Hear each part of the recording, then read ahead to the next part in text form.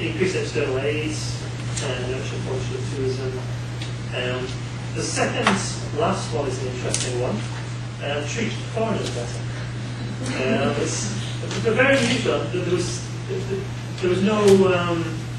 I've never seen that in other countries' plans for nation building. So I think it's quite a good, generous kind of objective to have this.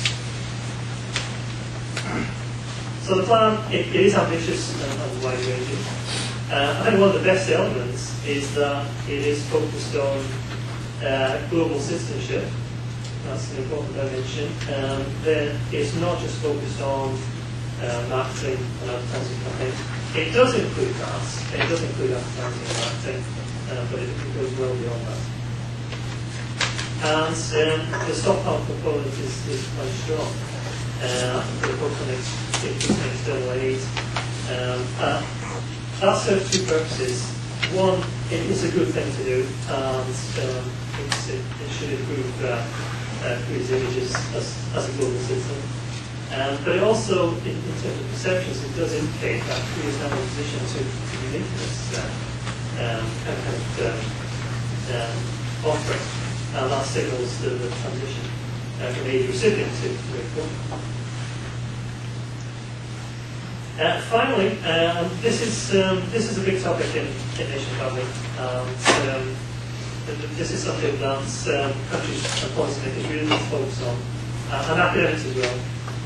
How do you actually measure the impact and effectiveness of any nation building strategy? To date, it's very unusual to find any rigorous systems in place for measuring effectiveness or not. I think there's two reasons for that. This lack of rigor or lack of systems. One is it's so politically sensitive. No government is going to want to be shown to have failed to meet their objectives.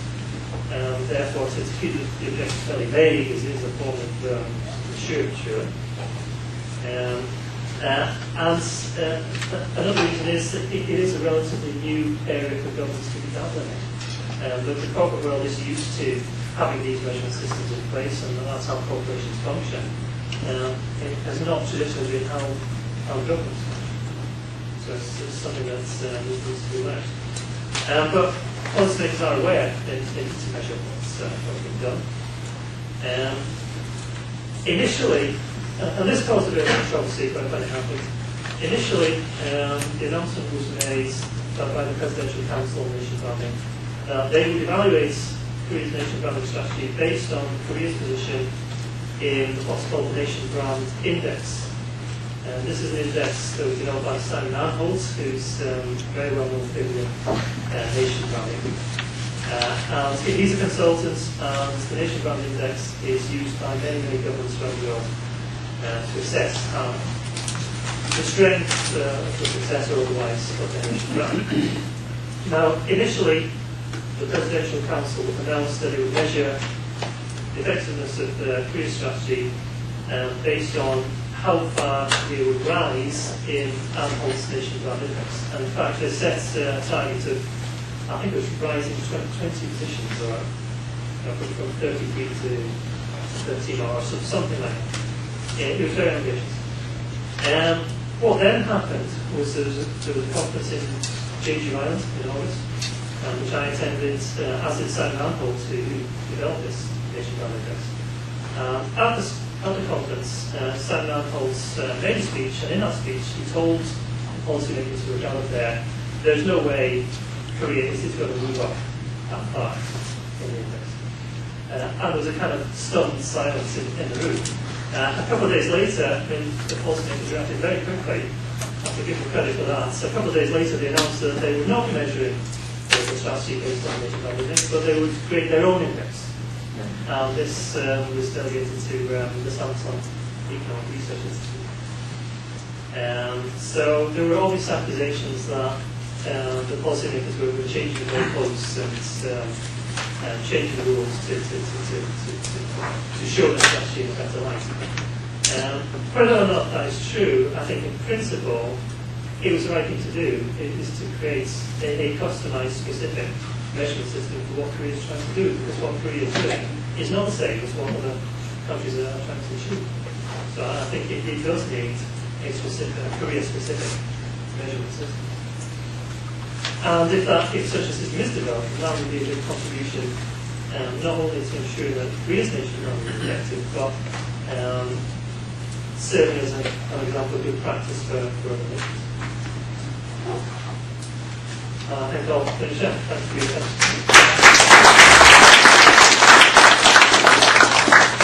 Thank you, Dr. Dinnie, for that presentation. And we will move now to a discussion portion. I have a feeling there is some feedback and questions in the audience. I'm going to kick things off because I would personally like to ask you to elaborate a little bit on what you called were South Korea's unusual sort of official practices of putting attention to the matter of nation branding. If you could give it any comparison to other major nations, maybe specifically Japan, in an official capacity. I think it's very interesting to compare what Korea and Japan are doing.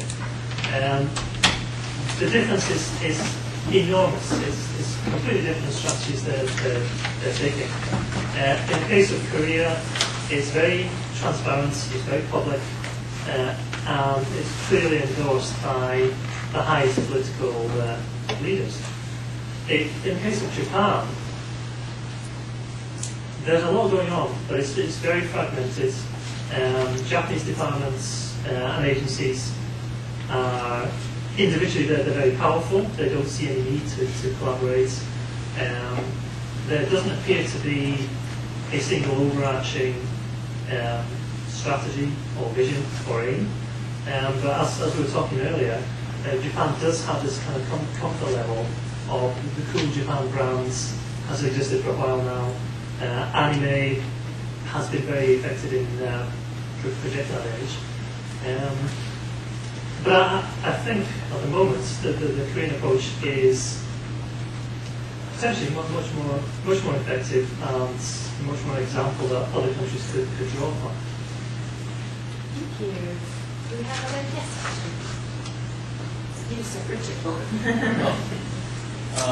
It's very interesting talk here, and you mentioned a few of the points that I want to ask about. One is you mentioned that different regions of the world may have different views about Korea. That's one. And the second thing is there's a multi-dimensional aspect of branding, especially at a national level.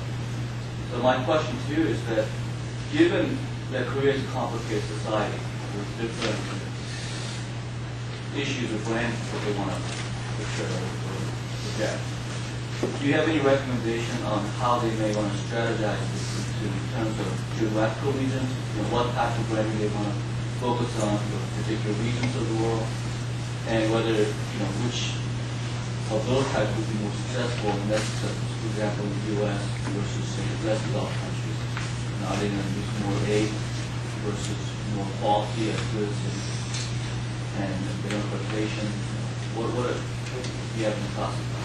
It's a very interesting issue, and it's certainly a topic where policymakers and the public sector can learn a lot from the private sector. Within international marketing, the old debate is adaptation versus standardization. So to what extent do you modify your products or your message according to the different markets you're operating in? And that very basic concept in international business doesn't seem to have permeated many policymakers' mindsets yet. And not just Korea, in general. A classic example of that, where a lack of adaptation led to a completely futile campaign, was the case of Australia. I don't think there's anyone from Australia here, so I think I can say this. Australia has quite a notorious advertising campaign with a slogan, "Where the bloody hell are you?" Now, that slogan apparently plays okay in the United Kingdom because there's a certain kind of informal lavishness that appeals. However, the Australians used exactly the same slogan in Japan. And I was talking to someone